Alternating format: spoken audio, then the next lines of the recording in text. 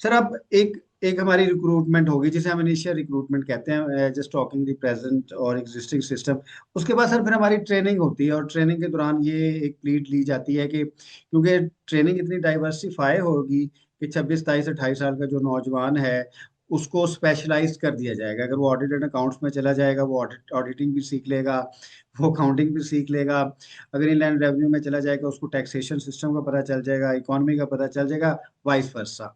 तो सर जो हमारी ट्रेनिंग है, जो एकेडमीज की है, उसके बारे में सर आपकी क्या टेक है? क्या ये एक जर्नलिस्ट इम्तिहान से आए हुए एक तालिबे इल्म को, उस वक्त वो स्टूडेंट होता है, उसको एक अच्छा सिविल सर्वेंट बना सकती है सर? कौन सी ट्रेनिंग है जी आपकी? जमीन का कारोबार है, फॉर्मल और ट्रेनिंग तो कोई नहीं स्पेशलाइज्ड है। ट्रेनिंग है सर। नहीं सर, जमीन का कारोबार है, ट्रेनिंग तो नहीं। जी जी सर। माशाल्लाह होटल्स बनाए हुए आपने लाहौर के शायरा का एजाजम पे, होटल बनाए हुए, इतने अच्छे कमरे, इतनी अच्छी रहने की जगह, और माशाल्लाह लोग आते हैं वहां सैर करने के लिए। ये मुझे बताइए, ट्रेनिंग एकेडमी आपके वहां के टंडो आदम जान में क्यों नहीं? इंडिया के जो देहरादून में आपकी टंडो आदम जान में क्यों नहीं? आपकी ट्रेनिंग एकेडमी अगर इतनी जरूरी है तो उनको ले जाए ना, वहां बलोचिस्तान में सिटी में ले जाए। ये लाहौर में, इस्लामाबाद में क्यों जरूरी है, मुझे प्लीज बता दीजिए। तो ये सर वो सिर्फ एक जमीन का कारोबार। ब्रोक्रेटिक लाइफ स्टाइल है ना, वो नहीं अच्छे नहीं, माहौल में जमीन का रहेंगे। कारोबार है, जमीन देखे। मैं नहीं मानता, ये बहाने बना रहे हैं, ये जमीन का कारोबार है। आप ब्यूरोक्रेट चाहते हैं कि हर 5 6 साल के बाद आप एक कैपिटल में आके रहें और वहां साल भर अय्याशी करें, पर डीएम लें, खाने खाएं, ये करे वो करे, होटल मिला हुआ है आपको शहर के अंदर, ये वो गेम है। दूसरी लेकिन सर। गेम जी जी। दूसरी गेम इसके अंदर ये है कि रिटायर्ड ब्यूरोक्रेट की नौकरी है। रिटायर्ड ब्यूरोक्रेट वहां के बैठ जाता है।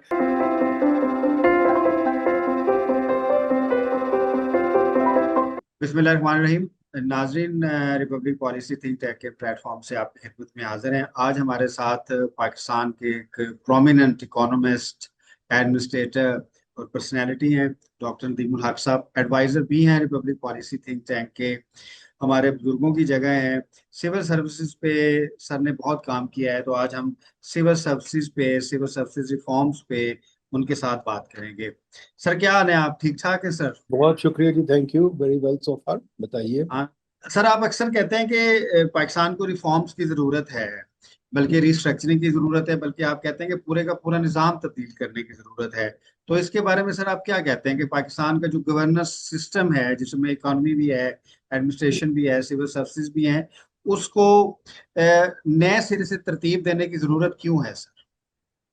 देखिए जी, पाकिस्तान 19वीं सदी में बैठा हुआ है, कल्चर के लिहाज से शायद 6वीं सदी में बैठा हुआ है। एक मुल्क जो है, या आपकी बॉडी भी, अगर आप सिर्फ मोटा पेट कर लें तो आप रेसलर नहीं बन जाते। भोलू पहलवान ने देख लिया था। आपने अगर कोई एथलेटिक्स करनी है, कुछ करनी है, अपने पूरी बॉडी को डेवलप करना है। बल्कि अगर आप जैसे बूढ़े होते हैं, आपको पता है आपकी सब चीजें कमजोर होती हैं, आपको अपनी बॉडी को फुली डेवलप करना है हर तरीके से। इसी तरह एक सोसाइटी को भी फुली डेवलप करना है। अब हमारे मुल्ले जौन से हैं, वो तो पता नहीं 6वीं सदी में बैठे हुए हैं। वो जो लोग हैं वो औरतों को अभी तक मारना चाहते हैं। वो अभी तक चाहते हैं कि दूसरे मजहबों को मारे। वो अभी तक जिहाद करना चाहते हैं। अब ये 21वीं सदी में तो बातें नहीं चलती। दूसरी तरफ आप चलें, हमारा एजुकेशन सिस्टम वही पुराना चली आ रहा है, उस्ताद शागिर्द, जिसके अंदर कोई नई चीज नहीं है, कोई तहकीक नहीं, कुछ नहीं। तीसरी तरफ आ जाए तो हमारी जो एडमिनिस्ट्रेशन है, लॉस है, वो सारी गोरे की है। लॉस सारी गोरे की, आपकी एडमिनिस्ट्रेशन, जुडिशरी सब गोरे की है। रहन सहन का तरीका भी गोरे का। बल्कि आपने क्वीन विक्टोरिया को शर्मिंदा कर दिया। क्वीन विक्टोरिया कब्र में रो रही है कि यार, ये जो हमारे डिप्टी कमिश्नर है वो तो अब क्वीन विक्टोरिया से बेहतर तरीके से रहते हैं। 10 गाड़ी होती हैं, 5 घर होते हैं, माशाल्लाह 50 नौकर होते हैं। मतलब ये तो क्वीन विक्टोरिया भी नहीं करती थी। तो आप उधर पहुंच गए। और फिर ये कि सब जगह ना आपको डिजिटल इकोनॉमी यूज करनी आती, ना आपको ये तरीके के काम करने आते, नए तरीके के इंटरनेशनल ट्रीटीज के अंदर आप फंस रहे हैं। बिल्कुल परेशान हो रहे हैं, आपको समझ नहीं आ रही है आप क्या करते हैं। इधर उधर चीजें साइन करते हैं, उसके बाद आपको समझ आती है कि आपको थुक लग गया।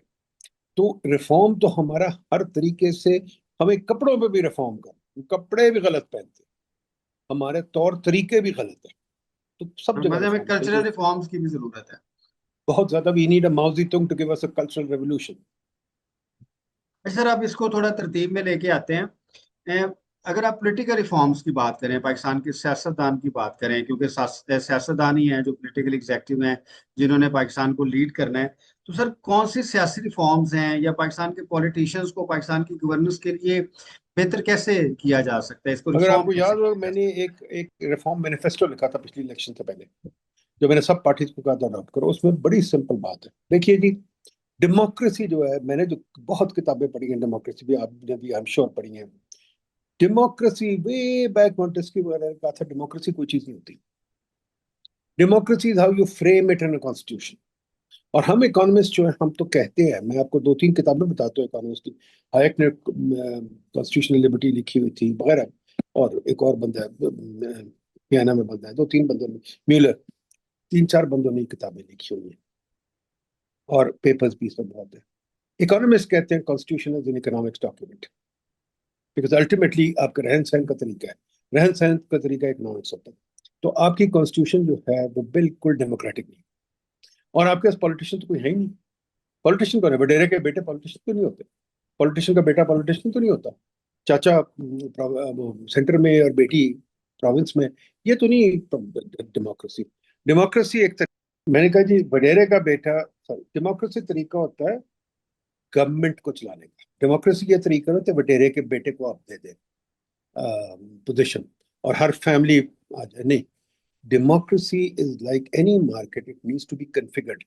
आपकी डेमोक्रेसी कन्फिगर्ड नहीं, जबकि बार बार हर फैमिली के बंदे आ जाए, एहसन इकबाल का बेटा आ रहा है, नवाज शरीफ की बेटी आ रही है, शहबाज शरीफ का बेटा आ रहा है, वगैरह वगैरह, हजारों ऐसे लोग हैं, भुट्टो का बेटा आ रहा है, वो पीरों के बेटे आ रहे हैं, तो आई एम सॉरी, गिलानी साहब के दो बेटे आ गए हैं। I mean that is not democracy, that is वडेरापन। तो है? जी। Democracy has to be reframe. इसके दो तीन चीजें हैं, एक तो पॉलिटिकल पार्टी की डेफिनेशन आपकी गलत है, इलेक्शन की डेफिनेशन आपकी गलत है, difference between separation of agencies वो भी गलत है, प्राइम मिनिस्टर टू पावरफुल वो भी है, ट्रंप देख लिया हमने, Trump is too powerful too. तो we have to begin to reconfigure democracy, पूरी दुनिया कर रही है, हमें भी सोचना पड़ेगा। जी, हमें मिडिल क्लास डेमोक्रेसी की जरूरत है। सर अब हम थोड़ा सा इसको आगे लेके चलते हैं। जो हमारी सिविल सर्विसेज हैं वो बुनियादी तौर पे कॉलोनियल लेगेसी रखते हैं, और वो ब्यूरोक्रेटिक गवर्नेंस पे उनका एक बहुत बड़ा किरदार रहा है, और वो और वो हमेशा सेंट्रलाइज्ड रही हैं, फिर वो जनरलाइज्ड रही हैं। सर जो पाकिस्तान की मौजूदा ब्यूरोक्रेसी है, अगर गवर्नेंस चैलेंजेस को लेके देखें, तो आप उसको कहाँ पे रेट करते हैं कि वो जो मॉडर्न एडमिनिस्ट्रेशन के चैलेंजेस हैं उसको कैसे केटर कर सकती है, उसकी सलाहियत कैसे है, या उसको किस हद तक रिफॉर्म करने की जरूरत है? उसको तो सिरे से ही खत्म करने के लिए, हमारी ब्यूरोक्रेसी लॉर्ड मकॉले ने बनाई थी, गोरे ने बनाई थी, इसलिए बनाई थी कि उनके मकासद आगे लेके चले। वो वहां बैठे हुए थे इंग्लैंड में, कंपनी थी, कंपनी बहादुर ने कहा कि यार हमें बंदे चाहिए जो यहाँ लॉ एंड ऑर्डर रख सके और जो यहाँ लोगों को काम करने से रोके। तो ये वो ब्यूरोक्रेसी है। दूसरी चीज है, इस ब्यूरोक्रेसी ने कभी चेंज नहीं किया। उन्होंने जान के थोड़े नंबर रखे थे ताकि उनको कंट्रोल कर सके, जान के उनको ज्यादा पावर दी थी और सेंट्रलाइज किया था ताकि उनको सारी इंफॉर्मेशन आ सके। अब इस जमाने में, और उस जमाने में काम क्या होता था, सिर्फ लॉ एंड ऑर्डर रखना था और थोड़ा बहुत ये तहसील का काम करना था। अब तो बात खत्म हो गई है। अब तो आपने हजारों इंटरनेशनल ट्रीटीज हैं, आपके पास प्रॉपर्टी राइट्स हैं, आपके पास क्या कहते हैं, हजारों लोकल कॉन्ट्रैक्ट्स हैं, फिर एनर्जी है जो उस जमाने में नहीं थी, फिर आपका ट्रांसपोर्ट है जो उस जमाने में नहीं थी, फिर आपके पास इंफ्रास्ट्रक्चर डेवलपमेंट है जो उस जमाने में नहीं थी। There are so many things जो उस जमाने में नहीं थी। तो आप उसी ब्यूरोक्रेसी को लेकर चल रहे हैं ये नई चीजें करने के लिए। उसको आप कहते हैं सुबह को तू डीसी लग जा, रात को तू लग जा एग्रीकल्चर, परसों लग जा वो इरिगेशन। तो ये तो काम नहीं चलता। आई थिंक ये तो बड़ी, आप मुझे बताएं, अपने ड्राइवर को आप खनसामा लगाते हैं सुबह को और रात को कुछ करते हैं, तो अगर आप वो ड्राइवर को नहीं करते हैं और हर वडेरा चाहता है कि उसका गनमैन भी लगा हो और वो सब कुछ, तो सिविल सर्विस ऐसी चलेगी? मुझे तो समझ नहीं आती बात। सर हम अभी अगर सिविल सर्विसेज की एंट्री देखें, चाहे वो फेडरल लेवल पे चाहे वो प्रोविंशियल लेवल पे, सीएसएस एग्जाम्स हैं, फिर पीएमएस एग्जाम्स हैं, सर वो बड़े आउटडेटेड हैं। वो तो मुझे कभी कभी लगता है कि फिलोसफर किंग्स चाहिए हमें शायद, वो आप अच्छा ऐसे लिख सकते हैं, वो भी फिर अंग्रेजी जुबान में, उस लिहाज से। अब सर मैं अगर सीएसएस की बात करूं तो आपका इसके ऊपर क्या टेक है कि फॉरेन सर्विस के लिए अलहदा से टेम्परामेंट चाहिए, अलहदा से स्किल्स चाहिए, पुलिस के लिए अलहदा से टेम्परामेंट चाहिए, अलहदा से स्किल्स चाहिए, फिर ऑडिट एंड अकाउंट्स जो है वो बिल्कुल स्पेशलाइज्ड सर्विसेज है, इनलैंड रेवेन्यू सर्विसेज जो है वो भी सर स्पेशलाइज्ड है। सर ये सारी सर्विसेज एक इम्तिहान के जरिए इन पे आप कैसे समझते हैं कि बेहतर रिक्रूटमेंट की जा सकती देखिए जी, वो मुकाले ने इसलिए रखा था, जैसे उसने कहा था कि मुझे गोरे चाहिए। वो इम्तिहान में वो टेस्ट करता था आप कितने गोरे हैं। वो इम्तिहान डिजाइन इसीलिए था कि आपको थोड़ी बहुत ब्रिटिश हिस्ट्री आए, थोड़ी बहुत क्लासिक्स हैं, थोड़ा बहुत ये आए, और फिर इंटरव्यू में आप माशाल्लाह अच्छी अंग्रेजी बोल के दिखा सके, और आप अच्छे कपड़े पहनने जानते हो, आपको पता हो ये चीजें, तो वो एक से मिनी गोरा बनाने वाली बात थी। चले, मैं वो भी मानता हूँ, मैं मैंने गोरा बनना चाहिए, ये नहीं कि अब धोतियों में फिरे। धोती में फिरने वाला जमाना चला गया है, शलवार कुर्ते में फिरने वाला भी जमाना चला गया, आप आए मॉडर्न जमाने में, ठीक है। अगर चीनी सूट पहन सकते हैं, आप भी पहन सकते हैं, ठीक है, चले ये छोड़ो। बट आगे चले, बिल्कुल ठीक है, बट मैं एक और चीज आगे चलता हूँ प्लीज। पहली चीज, ये ग्रुप्स क्या है? पहली चीज, ये पास और पीएमएस और ये क्या है? मतलब ये तो आपने, जैसे आर्मी में बटालियन नहीं होते, आपने बटालियन बनाए। बटालियन सिविल सर्विस में क्या, आर्मी में तो जरूरत होती है, बिकॉज आपने खून खार लोग बनाने होते हैं, और खून खार लोग बेस्ट बनते हैं बटालियंस में। वो एक दूसरे से लड़ा के कंपटीशन में बनाते हैं। पर सिविल सर्विस में ये जो आपने ट्राइब्स बनाए हुए हैं, इन ट्राइब्स की जरूरत क्या है? तो मुझे याद है तारिक साहब, मैं जब बरतानिया में था स्टूडेंट, तो मुझे एक पार्ट टाइम जॉब मिला पोस्ट ऑफिस में। तो मुझे बंदे ने वेलकम किया और कहा, welcome to her majesty civil servant, now you are her majesty civil service, you are civil servant. अब मुझे बताएं, बरतानिया में हर बंदा एज ए सिविल सर्वेंट जो सरकारी तनख्वाह लेता है, तो आपको ये ट्राइब्स बनाने की जरूरत, अव्वल तो ट्राइब्स होने नहीं चाहिए। नंबर दो, ये जो है कि एक दफा इम्तिहान दे और मैं ताहियात बैठ जाए, ये भी गलत बात है। मैं जब आईएमएफ में था जी, तो मुझे हर पोजीशन के लिए compete करना पड़ता था, और वो बाहर से भी लोग लेके आते थे, तो हर पोजीशन में, हर प्रमोशन के लिए मुझे compete करना पड़ता था। तो हम ये क्यों नहीं कर सकते कि जी, फॉर एग्जाम्पल, मैं फाइनेंस सेक्रेटरी लगना चाहता हूँ, क्यों ना लग सकता? Why should I become the finance secretary? है? सर ठीक इसके बारे में हम बात करते हैं। अभी हम रिक्रूटमेंट प्रोसेस के ऊपर हैं। है। आप कह रहे हैं कि जो हमारा रिक्रूटमेंट प्रोसेस है उसको रिफॉर्म करने की ज़रूरत है और क्वालिटेटिव रिफॉर्म्स करने की ज़रूरत है, ताकि स्किल्ड बेस्ड जो रिक्वायरमेंट है ह्यूमन रिसोर्स की, उसके मुताबिक इंडक्शन नहीं हो। नहीं, मैं ये भी नहीं कह रहा, जी बिल्कुल नहीं। रिक्रूटमेंट प्रोसेस क्या है? अगर आपको चाहिए है, क्या कहते हैं, एक लाहौर मिलेट से आपको अर्बन प्लानर चाहिए, तो अर्बन प्लानर आप मार्केट से ले ले। ये तो नहीं मतलब उसको लेके ताहियात नौकरी देनी है। अगर आपको सीनियर अर्बन प्लानर चाहिए, आप जाके मैक्सिको से मंगवा लो, सर, ये अर्बन वहां से प्लानर मंगवा लो। कौन लेगा? ये अर्बन प्लानर कौन लेगा? जी, ये भी कोई डिपार्टमेंट ही लेगा, कोई ह्यूमन रिसोर्स का नहीं नहीं, इदारा होगा जो डिपार्टमेंट क्यों लेगा? लेगा? देखें जी, चाहे डिपार्टमेंट ले, अर्बन प्लानर चाहिए, जाए ले आए मॉस्को से, जाए ले आए वहां से। मतलब एक आपको क्या चाहिए? आपको किसी को नौकरी सिर्फ देनी है, थानेदारी देनी है, या आपको लाहौर के लिए कोई अच्छा अर्बन प्लानर चाहिए, आपको हेल्थ कमिश्नर चाहिए, वो क्या? हमें तो कोई अच्छा स्टैंडर्ड्स चाहिए, प्रोडक्शन चाहिए, अच्छी परफॉर्मेंस चाहिए, चाहिए। परफॉर्मेंस चाहिए। यही ना, अच्छे बंदे लेके आएंगे तो परफॉर्मेंस होगी ना। परफॉर्मेंस ऐसे तो नहीं होगी क्या? एक मुझे बताएं, सॉरी मैं आपको काट रहा हूँ, प्लीज मुझे बताइए, सेक्रेटरी साहब प्रिंसिपल अकाउंटिंग ऑफिसर है, ये क्या बकवास है? प्रिंसिपल अकाउंटिंग ऑफिसर, सेक्रेटरी साहब को क्या पता है कि लेस्को में क्या होता है? सेक्रेटरी साहब को क्या पता है रेलवे में क्या होता है?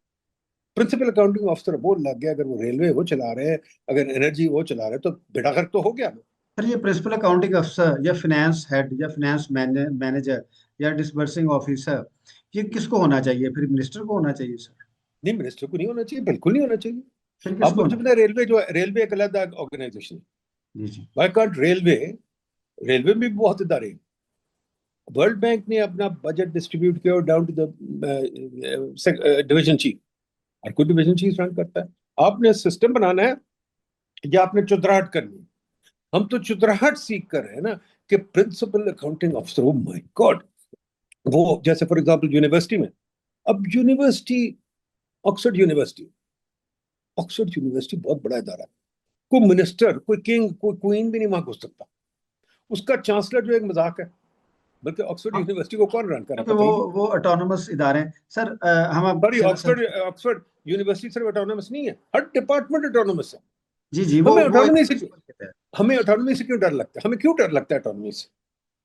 सर हमें इसलिए डर लगता है ऑटोनॉमी से, क्योंकि हमारी जो अफसराना या शाही किस्म का एटीट्यूड है वो नहीं रहेगा। क्योंकि जब आप तो मुझे डेलीगेट ये करेंगे। बताइए, मुझे ये बताइए, जो आपके अफसरों ने हमें अभी तक दिया है, वो बहुत अच्छी चीजें दी है। वो तो सर सेंट्रलाइज रखते हैं, वो तो वो ट्रांसफर तो भी फेल कर गया ना, वो मॉडल फेल कर गया ना। सर वो तो तो फिर ट्रांसफर मेरा भी बहुत। मॉडल मान जाए, मेरा मॉडल मान जाए कि लाहौर का जो अर्बन प्लानर है उसको भी आजादी दे साले। वो क्यों एलडीए वाले का, वो जो भी एलडीए का चेयरमैन होता है, क्या होता है? ग्रेड 18 का अफसर होता है, ग्रेड 19 का अफसर होता है वो।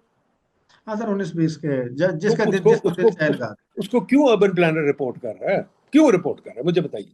क्योंकि सर जनरलाइज सर्विसेज। सर अब हम आगे चलते हैं सर, ट्रेनिंग पे आते हैं जनरलाइज सर। नहीं जी, ये हमारा माइंड सेट है। वी थिंक के जी centralisation is very important and we yes sir. Think अफसरशाही इज वेरी इंपॉर्टेंट। सर ये क्योंकि हमारा इशू भी है, घर के अंदर भी इतनी सेंट्रलाइज्ड है कि वालिद साहब जो हैं वो अपने जीते जी इख्तियारात अपने बच्चों को नहीं देते। सर हम आगे चलते हैं, because it has some cultural issues.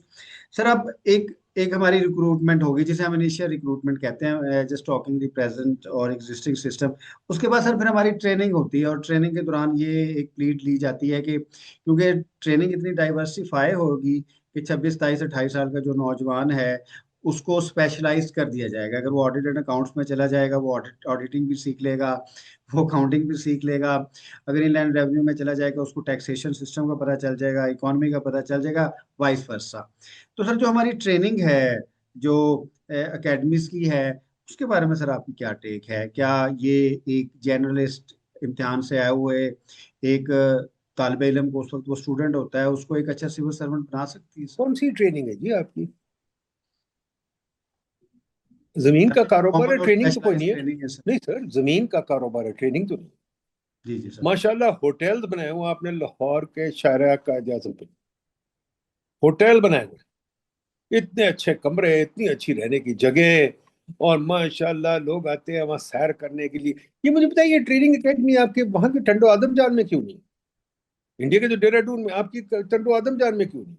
आपकी ट्रेनिंग एकेडमी अगर इतनी जरूरी है तो उनको ले जाए ना, वहां बलोचिस्तान में सिबी में ले जाए। ये लाहौर में इस्लामाबाद में क्यों जरूरी है, मुझे प्लीज बता दीजिए। ये सर वो सिर्फ जमीन का कारोबार है। ब्रोक्रेटिक लाइफ स्टाइल है ना, वो अच्छे नहीं नहीं, माहौल में जमीन का रहेंगे। कारोबार है, जमीन देखिए, मैं नहीं मानता ये बहाने बना रहे हैं, ये जमीन का कारोबार है। आप ब्यूरोक्रेट चाहते हैं कि हर 5 6 साल के बाद आप एक कैपिटल में आके रहें और वहां साल भर अय्याशी करें, पर डीएम लें, खाने खाएं, ये करें वो करें, होटल मिला हुआ है आपको शहर के अंदर, ये वो गेम है। दूसरी जैसे सर। गेम, जी जी। दूसरी गेम इसके अंदर ये है कि रिटायर्ड ब्यूरोक्रेट की नौकरी है। रिटायर्ड ब्यूरोक्रेट वहां के बैठ जाता है। और कई ब्यूरोक्रेट जो इन सर्विस होते हैं जिनको कोई अच्छी पोस्टिंग नहीं मिलती, तो वो फिर, मैंने कई जानता हूँ जो अच्छी पोस्टिंग नहीं मिलती, वो कहते हैं यार चलो लाहौर रहेंगे, ट्रेनिंग 3 साल लगा लेते हैं, ठीक हाँ है। सर। वो फिर वहां बैठ जाते हैं पढ़ाने के लिए। यार ये कोई ट्रेनिंग तो नहीं, तो फ्रॉड है बिल्कुल। सर ब्रोक्रेटिक जॉनरा में इसे खुडी लाइन पोस्टिंग कहते हैं। अब सर आगे चलते हैं, कोई इम्तिहान भी हो खुटेलाई नहीं गया। है जी। लाहौर में रहना, मैं आपको नाम लेके दे देता हूँ, जो लाहौर और कराची में रहना चाहते हैं वो कहते हैं भाई हम खुडे लाएंगे चले जाएंगे, ठीक है। उसके बाद माशाल्लाह बड़ी अच्छी एम्बेसडरी या कमिश्नरी या सेक्रेटरी वगैरह पोजीशन मिल सर जाती है। सर हम इसको जरा ये तरतीब से आगे ले। Let get past the fraud and call it what it is.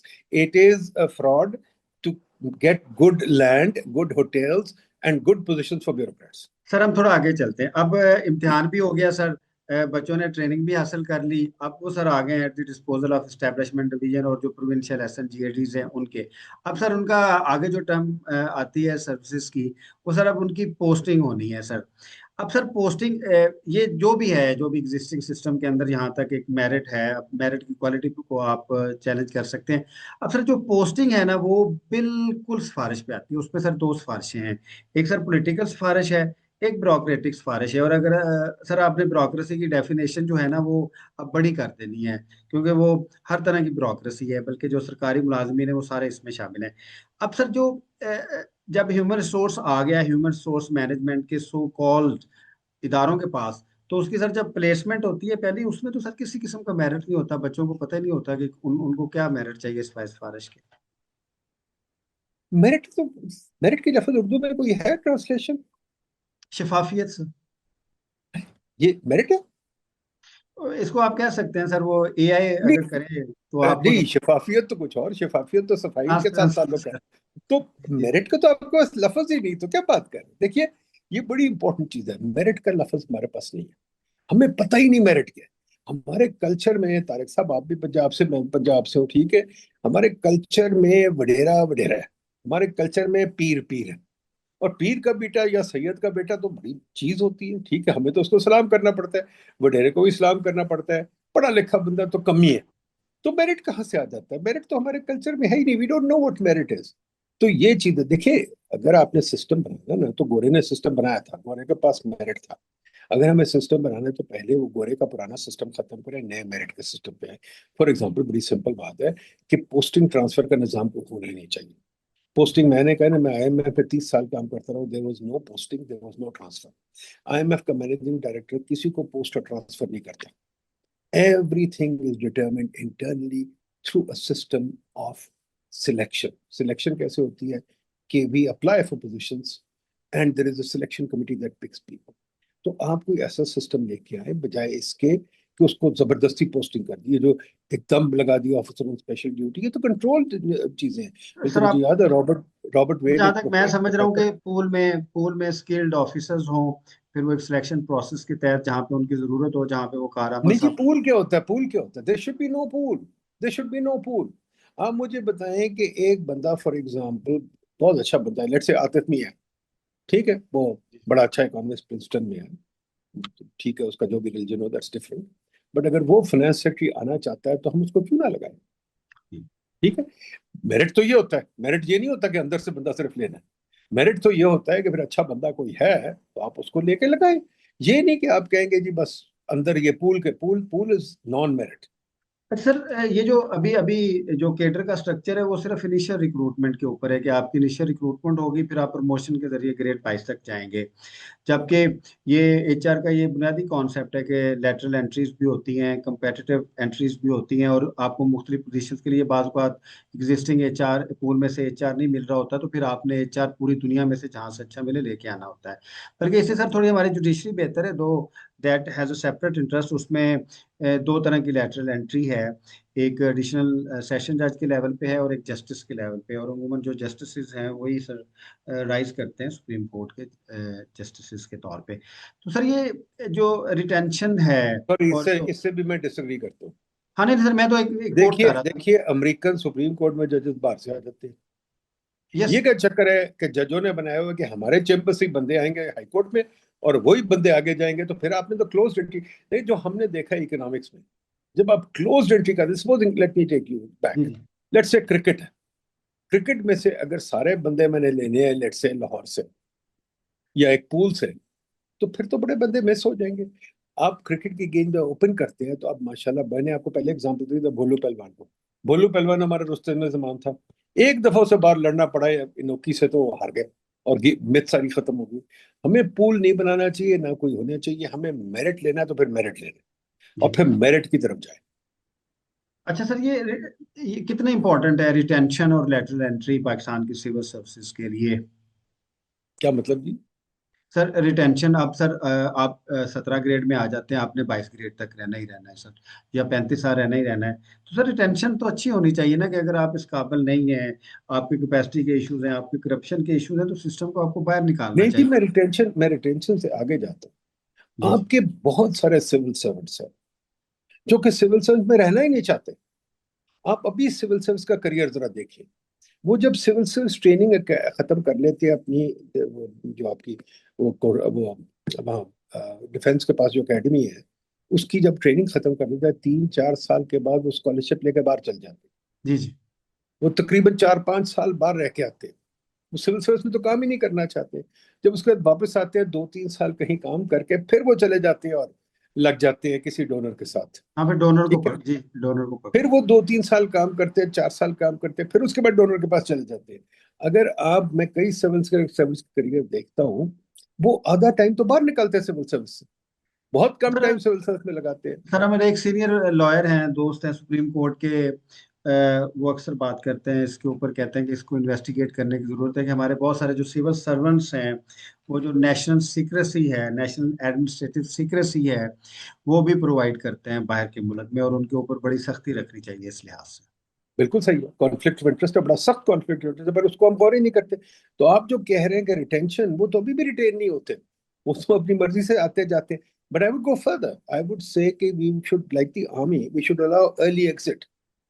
कई लोग जी हैं जो सिविल सर्विस से छोड़ के जाना चाहते हैं कहीं और, उनको 40 साल की उम्र में जाने दें, बाहर 50 साल की उम्र में जाने दें। व्हाट वी नीड है, जैसे आईएमएफ में है पोर्टेबल पेंशन। अब जी। आईएमएफ में मुझे याद है, वर्ल्ड बैंक में पोर्टेबल पेंशन ये है कि जब भी मैं रिटायर कर दूं, मैंने 5 साल लगा लिए, उसके बाद पेंशन मेरी है। मैं पेंशन ये नहीं कि फुल मिलेगी, वो पेंशन मिलेगी जो मैंने कंट्रीब्यूट किया और जितने साल लगे, एक फॉर्मूला बना हुआ है। तो मैं अगर 5 साल के बाद, 10 साल के बाद छोड़ना चाहूँ, जैसे शशि थरूर ने मेरे ख्याल 10 साल लगाए थे, यूएन छोड़ दिया, अब उसको पेंशन मिलती है। वो इट्स अ एक ग्रेट रूल आइडिया, है। इट्स अ ग्रेट बस आइडिया वो सर। हाँ, अगर सर ये पोर्टेबल पेंशन जो आप कह रहे हैं सर, अगर ये आइडिया इम्प्लीमेंट हो तो आई वुड से कि 25% तक सर सर्विसेज से जो लोग हैं ना, जिन्होंने 10 साल सर्विसेज कर ली हैं, वो एग्जिट करना चाह रहे हैं, क्योंकि ड्यू टू मैनी रीजंस वो कैरी ऑन नहीं करना चाह रहे। इसकी कल्चरल रीजंस भी हैं सर इसके। नहीं, वो देखिए उनके अंदर एक और भी चीज होती है, बंदे का करियर पाथ निकल आता है।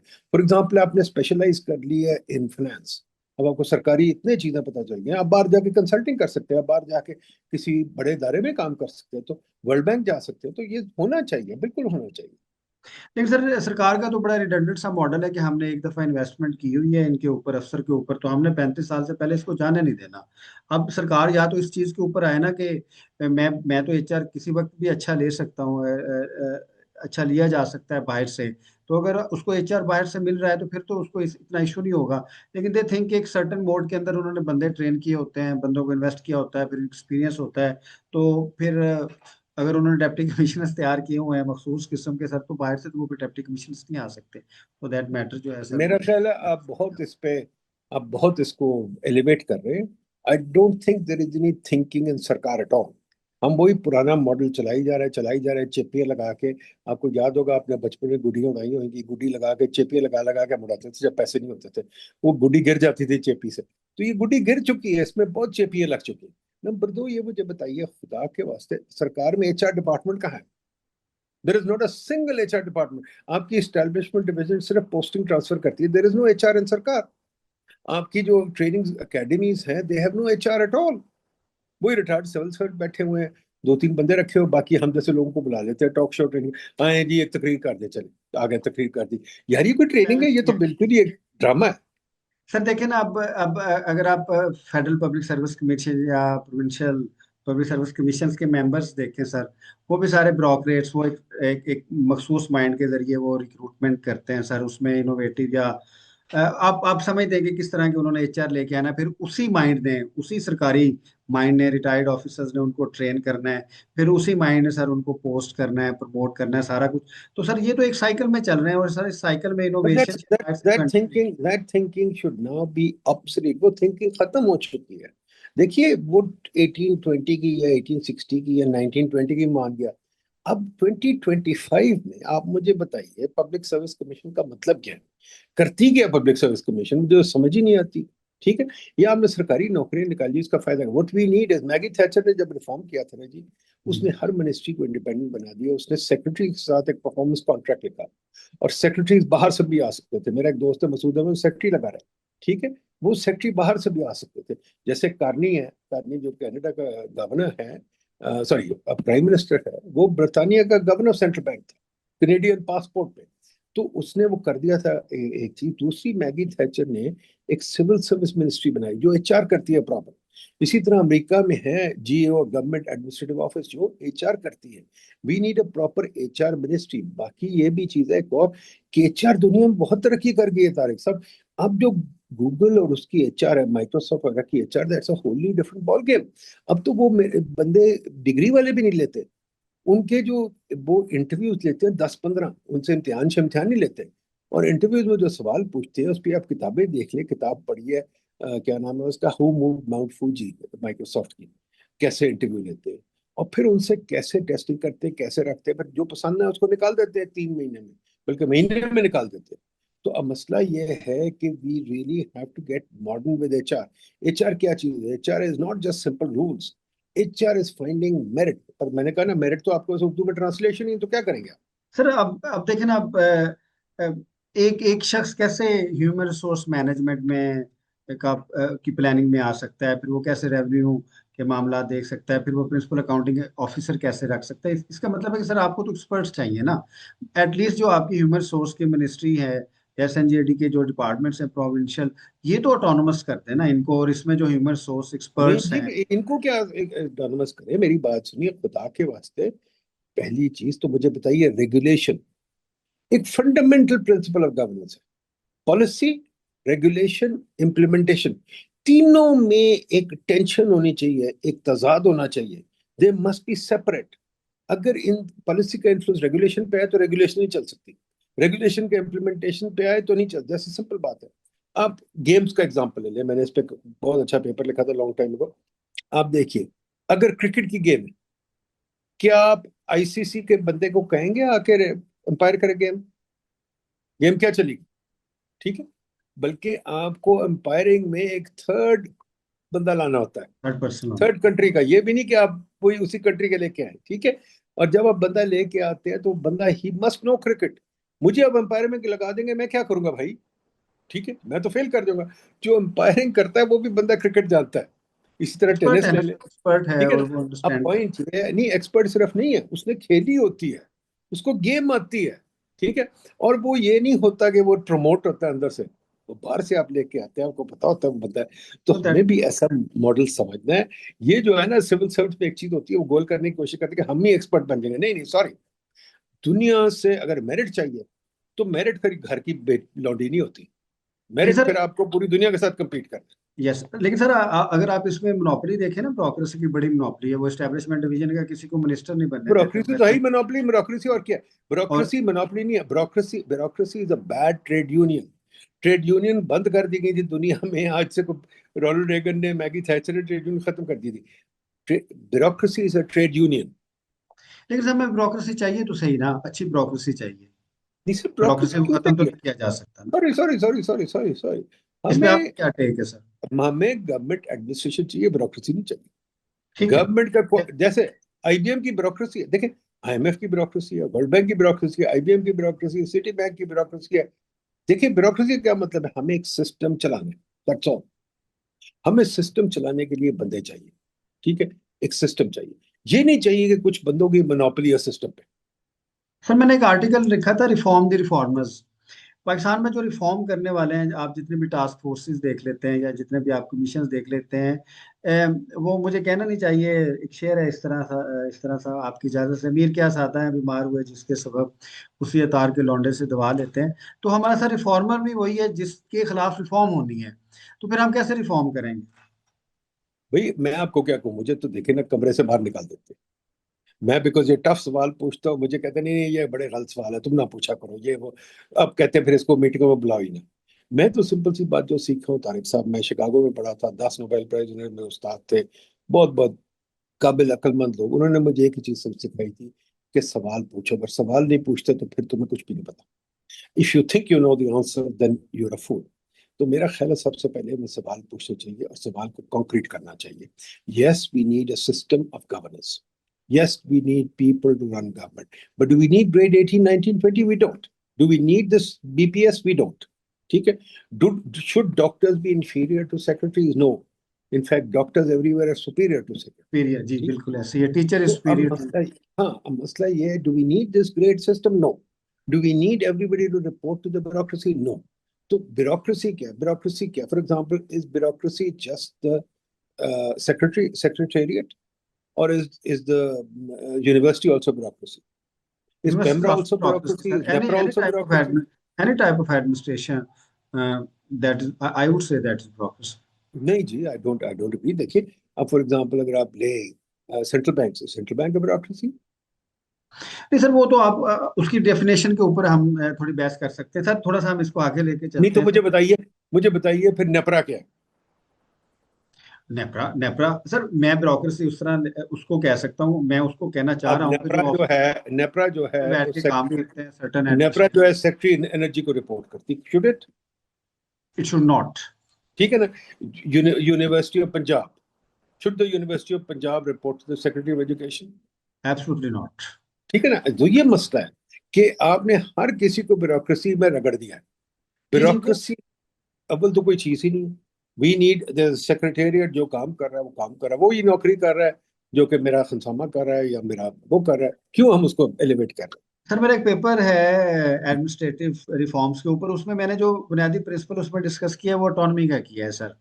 मीन्स कि अगर आपकी सर यूनिवर्सिटी है तो वो ऑटोनोमस क्यों नहीं है सर? वो क्यों ब्रोक्रेसी को जवाब दे या सर्टन? तो सर, ये जो हमारा कल्चर है ऑटोनॉमी का, हम क्यों सेंट्रलाइजेशन चाहते हैं? और सेंट्रलाइजेशन हम इसलिए नहीं चाहते कि हम कोई उसको अच्छा काम करें या डिसिप्लिन लेके आए। सेंट्रलाइजेशन हम इसलिए चाहते हैं कि हम पावर जो है वो नहीं देना चाहते। क्योंकि अगर इंडिपेंडेंट हो जाएगा वाइस चांसलर, तो उसका ऑरा ज्यादा हो जाएगा सर सेक्रेटरी से। तो अगर वो देखिए उसके जी, गोरे ने कंपनी के मतहत सबको रखना था। जी सर। तो कंपनी में जो सेक्रेटरी था ना, वो कंपनी का मेन मुलाजिम था। तो कंपनी के सेक्रेटरी को हर बंदे को रिपोर्ट करना था, वो और बात है। Although even then there was more independence. Yes. For example मुझे याद है कि मेरा बाप ब्यूरोक्रेट था, तो मुझे पता है, वो स्टोरी सुनाते थे कि जो थे अपने वो जीडी सोंदी गवर्नमेंट कॉलेज के जो प्रिंसिपल थे, वो नहीं किसी सेक्रेटरी को रिपोर्ट करते थे, ही वाज इंडिपेंडेंट। या रेलवे का जो होता था बंदा जनरल मैनेजर, वो नहीं सेक्रेटरी को रिपोर्ट करता था। ये हमने इसको और सेंट्रलाइज कर दिया। But quite frankly the basic thing is we need to, मैंने इसको आर्टिकल लिखा था लॉन्ग टाइम को, we need to do three things: decentralize, but even more important, professionalize. And the third thing is autonomize. कि देखिए, even आपके जो Japanese management का बड़ा अच्छा तरीका था, जो अमेरिका हार गया, आपको याद होगा टोयोटा के जमाने में, पुराने जमाने में 60s में, अमेरिका ने एक बड़ा सेंट्रलाइज सिस्टम बनाया था, टेलरिज्म, जहां वो हर चीज को मेजर करके सेंट्रली रन करते थे। जापानियों ने उसको तोड़ दिया। जापानियों ने सिस्टम बना दिया कि हर असेंबली लाइन पे वर्कर्स जो थे अपनी डिसीजन ले लेते थे। Turned out that it was a superior model where they could control quality better. So we really have to learn from modern management. Modern management भी यही कहती है कि centralized management systems fail. मैं आपको एक और एग्जांपल देता हूँ, देखिए मेरी बात बताइए, मैकडोनल्ड पाकिस्तान आया हुआ है ना, जी सर। पिज्जा हट भी आया हुआ है, ठीक है, ये बिल्कुल। सारे लोग आए हुए। आपने कभी मैकडोनल्ड के प्रेसिडेंट को देखा पाकिस्तान आते हुए? आपने कभी गोरे देखे या मैकडोनल्ड में आकर रन कर रहे हैं? आपने कभी उनके कोई ऑडिट वाले कोई लोग आते देखे? सिस्टम कितना अच्छा चल रहा है, बड़ा अच्छा चल रहा है। मैं गया हूँ मैकडोनल्ड के कई ब्रांचेस पे, मैंने जाके बंदे को कहा, यार गल सुन, ये मेरे से 1000 रुपए ले ले, तू मुझे ये सस्ती चीज दे दे, ठीक है, और ये काउंटर पे ना डाल। वो बंदा कहता सवाल ही नहीं पड़ता, मैं ये कर ही नहीं सकता, और सर ठीक एचआर है। पाकिस्तानी है, हम वैसे कहते रहते हैं कि पाकिस्तानी नहीं है, इट मीन्स कि अगर सिस्टम में काम करें तो अच्छा काम करता है। पर सिस्टम गोरे ने बनाया हुआ है ना, सिस्टम हमने नहीं बनाया हुआ। काउंटेबल गोरे है के सर। हाँ, गोरे का सिस्टम जो है वो सिस्टम पे जोर देता है। He runs system very well, और उसके अंदर उसको जरूरत नहीं होती कि वो आके चेक करे। अब सिटी बैंक यहाँ बड़ा अच्छा चलता था। अब सिटी बैंक के कितनी सिटी बैंक के जो साले अब हुकूमत में भी आ गए, शौकत तरीन वगैरह सब कुछ। अब देखिए, सिटी बैंक का जो लोकल हेड था सब कुछ खुद रन करता था, शौकत अजीज हुआ, शौकत तरीन हुआ वगैरह सब। And Citibank was the most profitable operation in Citibank. तो अगर हम एक सिस्टम बनाना चाहते हैं, we can make a system and we can make it run, but ये जो चुतराहट है, that has to go. Sir जहाँ पे एक सेंट्रलाइजेशन का इशू है सर, दूसरा हमारी गवर्नेंस में है, उसमें हम सिविल सर्विसेज को भी लें सर, जुडिशरी को भी लें। अब सर जितने भी हमारे इदारे हैं वो अकाउंटेबल नहीं होना चाहते, उनको इम्प्यूनिटी चाहिए और इम्यूनिटी चाहिए। वो फिर एक्ट्स डिफरेंट आते हैं, उसमें वो क्लासेस आ जाती हैं कि ये क्योंकि गुड फेथ में सारे काम किए गए हैं, इसलिए इसके ऊपर अकाउंटेबिलिटी नहीं हो सकती। और ये बड़ा स्ट्रॉन्ग नैरेटिव है कि अगर आप स्ट्रॉन्ग अकाउंटेबिलिटी करेंगे तो फिर जो ह्यूमन रिसोर्स है सरकार को, वो अच्छे तरीके से काम नहीं कर सकेगा। तो सर ये अकाउंटेबिलिटी का जो कॉन्सेप्ट है सिविल सर्विसेज को लेके, एक तो आप कॉन्सेप्ट के बारे में थोड़ा बताइएगा, फिर दूसरा जो पाकिस्तान में इम्प्लीमेंटेशन है उसकी नैब के जरिए, एंटी करप्शन एस्टेब्लिशमेंट्स के जरिए, ये कैसे गवर्नेंस को खराब करिए और इसको रिफॉर्म कैसे किया जाए। देखिए जी, ये जो पकड़ तकड़ का निजाम है, ये बड़ा स्टूपिड निजाम है। और ये जुडिशरी वाला निजाम, मैं आपको पकड़ूंगा कि आप कोर्ट चल जाएंगे, फिर आप वहां से स्टे लेंगे, फिर आप तरीके डालेंगे, फिर मैं तरीके डालूंगा, मैं इसमें भुगत चुका हूँ, ठीक है। मैंने एक दो बंदों को कोशिश की थी डिसिप्लिन करने की, 5 साल केस चलता रहा, वो आज तक बैठे हुए, ठीक है, बदमाशी करके आज तक बैठे हो, तो कोई फर्क नहीं पड़ता, ये बच्चों वाली बात है। जो सिस्टम बना हुआ है दुनिया में बड़ा सिंपल है। मैगी थैचर ने अकाउंटेबिलिटी का सिस्टम बनाया, न्यूयॉर्क में हर जगह अकाउंटेबिलिटी से बड़े सिंपल है, बड़े सिस्टम सिंपल है, कोई मुश्किल बात है। इनसे आप कह रहे हैं कि आप मुझे बताएं, आपने करनी है कोई चीज, उसका आप मेजर करें आउटकम, आउटकम के साथ चले, छोड़े बंदों को तंग करना। अगर लाहौर में फॉर एग्जांपल लेट्स पुट देखिए, आप वेस्ट मैनेजमेंट है, आप आउटकम बनाएंगे वेस्ट का। न्यूयॉर्क ने एक सिंपल सा चीज बनाई हुई है, देव गॉट अ मैप, ठीक है, उस मैप में रेड ग्रीन येलो कलर्स है। वो हर वक्त हर लोग जाके सुबह लगा देते हैं वहां, पता चल जाता है कि रेड कलर है, वहां गड़बड़ है, एकदम पता चल जाता है उनको गड़बड़ है। कई जगह मैगी थैचर ने कई दफा ट्रेन के टाइमिंग लगाए हुए हैं कि ट्रेन टाइम पे आ रही है कि नहीं आ रही, नहीं आ रही तो पता चल गया वही, और फौरन आपको मैसेज चला गया कि ट्रेन गलत आ रही है। सो जरूरी नहीं कि हर बंदे की अकाउंटेबिलिटी, हमें हर इदारे की अकाउंटेबिलिटी, जजेज है फर्क, मुझे बताएं, जजों की अकाउंटेबिलिटी तो हमारे सामने है। कितनी तारीखें लगती हैं, क्या करते हैं, तारीख क्यों पड़ती है, क्यों नहीं जनाब वो केस खत्म करते, केसेस क्यों लटकते रहते 10 15 20 साल 40 साल। तो जजों की अकाउंटेबिलिटी तो सामने, जज तो बिल्कुल ही अनअकाउंटेबल है, उनका तो कुछ भी नहीं होता, ठीक है ना। वो तारीख डाल दो बस खत्म हुई बात, फिर तारीख डाल दो खत्म होगी बात। कितनी जजमेंट्स ठीक आती हैं, बड़ी आसान काम है। अगर सर आपकी पाकिस्तान अपील में सर पाकिस्तान में सिर्फ पॉलिटिशियन जो है ना, सर्टेन रीजंस वो अकाउंटेबल है, वो अवाम को भी कोई भी नहीं अकाउंटेबल अकाउंटेबल, कहाँ से अकाउंटेबल है? चाचे का पुत्र, कंपैरेटिवली, ना जी कंपैरेटिवली ना, आप कह सकते हैं। वडेरे का बेटा आ जाता है, चाहे वडेरे ने कुछ भी किया, कैसे अकाउंटेबल है यार, छोड़े। इस मुल्क में चले मुझे बता दे, अकाउंटेबिलिटी का उर्दू में लफ्ज कोई है? जी, वो भी अकाउंटेबिलिटी नहीं सर एहतसाब सर, है। एहतसाब सर। एहतसाब, एहतसाब ये तो सर अकाउंटेबिलिटी वो तो क्या? मैंने नैब से निकाला ना, नेशनल अकाउंटेबिलिटी ब्यूरो, तो वो हाँ कौमी एहतसाब ब्यूरो, हाँ, तो मैंने बट उधर से कहा है कि एहतसाब वो हिसाब एहतसाब एहतसाब एहतसाब इज एन असेसमेंट और एन ऑडिट, हाँ, नॉट हिसाब करना है। Accountability. I think we have to have accountability, but I think more importantly, what we need is clear change of incentives। मैं जब प्लानिंग कमीशन में था, मैंने बड़ी कोशिश की थी, मैंने कहा था जी कि हम परफॉर्मेंस बेस्ड गवर्नमेंट पहले बनाएं।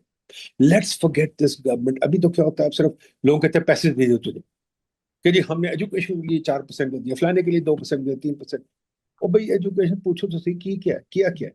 तो मैंने लिखा था, मैंने कहा था जी हर एजेंसी जो है, कोई भी एजेंसी हो, वो प्लानिंग कमीशन को अपना एक बिजनेस प्लान दे और बताए कि तुम्हारे तुम्हारे तुम्हारे ऑब्जेक्टिव्स क्या है।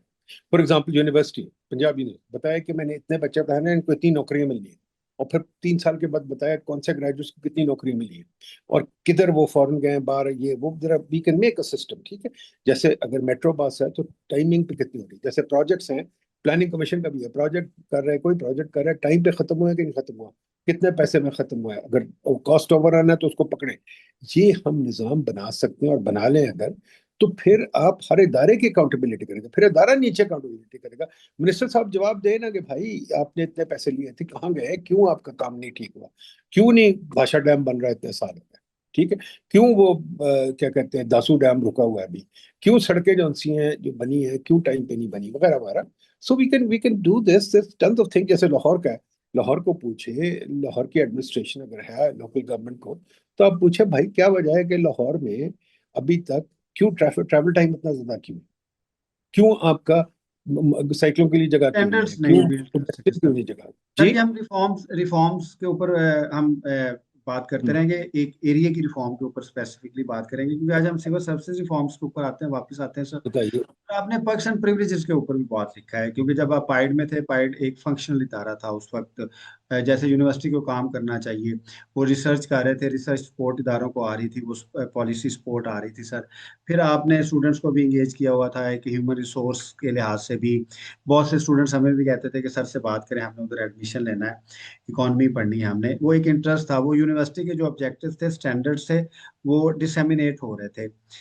सर हम पर्क्स एंड प्रिविलेजेस के ऊपर भी, फिर आपने जो सिविल सर्विसेज है इसके ऊपर एक बड़ा अच्छा सर पेपर आया था पाइट का सर, जो आपकी कंट्रीब्यूशन थी सर, जो पर्क्स एंड प्रिविलेजेस हैं, आप इसको क्या समझते हैं कि ये सिविल सर्विसेज में होने चाहिए, नहीं होने चाहिए, इनको कंपनसेट कैसे किया जा सकता है, मोनेटाइज किया जा सकता है, कि जो सिविल सर्वेंट्स हैं उनका जो फाइनेंशियल बेनिफिट है, एक्यूमुलेटिव फाइनेंशियल बेनिफिट, वो मार्केट के मुताबिक। देखिए जी, let me go back little. जेंसन मैकलिंग दो बड़े फेमस इकोनॉमिस्ट थे, जिन्होंने 1970 में पेपर लिखा था शायद, कि उसके ऊपर सारी कॉपरेशन का सिस्टम चेंज हो गया। उन्होंने कहा जी, और उसके बाद स्टिग्लिट्स वगैरह बहुत सारे लोगों ने इस पर काम किया, कि जो कॉम्पनसेशन सिस्टम है, it must be aligned with your work incentive. मैं तो कहता हूँ जो सबसे बड़ा रिफॉर्म हमें चाहिए इस वक्त, वो कॉम्पनसेशन रिफॉर्म है। हमने कॉम्पनसेशन रिफॉर्म को जो होल्ड रखा हुआ है, उसने सारी सिविल सर्विस के इंसेंटिव बर्बाद किया हुआ है। जो जेंसन एंड मैकलिन और स्टिग्लिट्स वाला सारा काम था, उन्होंने ये कहा था कि आपको हम दें, जो भी बंदा है, लेट्स से मेरा खनसामा है, उसको मैं तनख्वाह दूं, क्या कहते हैं, जो भी एक्स तनख्वाह दूं, उसके बाद अगर वो बहुत अच्छा खाना बनाएगा, बहुत अच्छा काम करूँ, उसको बोनस दूं। और वो मैं बोनस जो खाने हैं उसका मैं खानों की क्वालिटी की मेजरमेंट्स को लगाऊं, उसको बताऊं कि ये है। जैसे कि अगर आप बात कर रहे हैं, कोई कोई वीवर है, वीवर ने अगर कपड़े बनाने हैं, या दर्जी है फॉर एग्जाम्पल, दर्जी को कहूँगा यार तुझे मैं 10 क्या कहते हैं तेरे खाने पीने के लिए तुझे मैं 10,000 तनख्वाह देता हूँ, ठीक है। उसके बाद तू हर सूट जो बनाएगा या हर कमीज बनाएगा, उसके ऊपर तुझे 10 रुपए एक्स्ट्रा मिलेंगे, ठीक है। और अगर तेरी कमीजों की क्वालिटी इस किस्म की होगी तो ये 15 और मिलेंगे, ठीक है। ये सिस्टम का मेथड है जो कि अब आप देखें हर कॉरपोरेशन में है, कि they pay you a very small salary but they give you a very big bonus, और bonus is based on what you perform. अच्छा, ये मैगी थैचर ने सिविल सर्विस में भी कर दिया था, ये हम कर सकते हैं, यहाँ भी कर सकते हैं, सिंगापुर में भी है, ठीक है। What we can do is tell these guys कि जी हाँ आपको ये मिलेगी तनख्वाह, ठीक। बट आपकी एक परफॉर्मेंस मैनेजमेंट सिस्टम है जो न्यू पब्लिक मैनेजमेंट पे भी है कि जी आपने ये चीजें प्रोवाइड करनी है। फॉर एग्जांपल लाहौर में आपने बड़ी अच्छी सैनिटेशन प्रोवाइड करनी है, बड़ी अच्छी ट्रैफिक कंट्रोल होना चाहिए, बड़ी अच्छी पार्किंग की रेजिम होनी चाहिए, ये चीजें आपने करनी है। अगर आप ये कर लेंगे, अचीव कर लेंगे, तो हम आपको ये बोनस देंगे। जजों का फॉर एग्जाम्पल सिंपल चीज है, अगर मैं जजों को ये कहूँ कि जी आपके लिए 10 करोड़ रुपया पड़ा है, ठीक है, आपने जितनी एक साल में कैलेंडर में आपने कुछ केस खोले छोड़ दिए तो आपका बोनस इतना कम हो जाए, ठीक है। अगर आपने सारे केस कर दिए तो आपका बोनस आपको करोड़ रुपया मिल जाएगा एक्स्ट्रा, ठीक है। So we can do this in every area, ठीक है। उसके साथ एक और भी चीज हो सकती है, अब क्लॉबैक भी आ गया, so there are many mechanisms by which we can do this. अब जो इसमें जो क्लैरिटी है ना, जो इससे अमेरिकन कॉर्पोरेशन बड़ी तकड़ी होगी कि आपको इंसेंटिव होता है कि काम अपने अच्छे से अच्छा करके दिखाएं, ठीक है। हाँ, उसमें गड़बड़ भी हो जाती है, वो मैं उस पर नहीं जाता, 2008 में क्राइसिस में भी कुछ इसमें डेवलपमेंट्स हुई थी, पर उसमें चेंजेस आए, क्लॉबैक्स वगैरह है, बट वो बात की बात है। अब मसला ये है कि आपने जो यहाँ बनाया हुआ है, आपने कहा है जी कि आपको मैं तनख्वाह दूंगा ग्रेड 19 या 20 वट एवर उसकी, let's say grade 19 is 4-5 lakh rupees now, ठीक है, आपको पता है 4-5 लाख में आपको गुजारा नहीं होगा। फिर गवर्नमेंट कहती है अच्छा यार 4-5 में, तो फिर आप सिविल सर्विस ने खुद बनाया हुआ तमाशा कि जी अच्छा जी वो घर रह गए थे सरकारी, हमें सरकारी घर ले लेते हैं।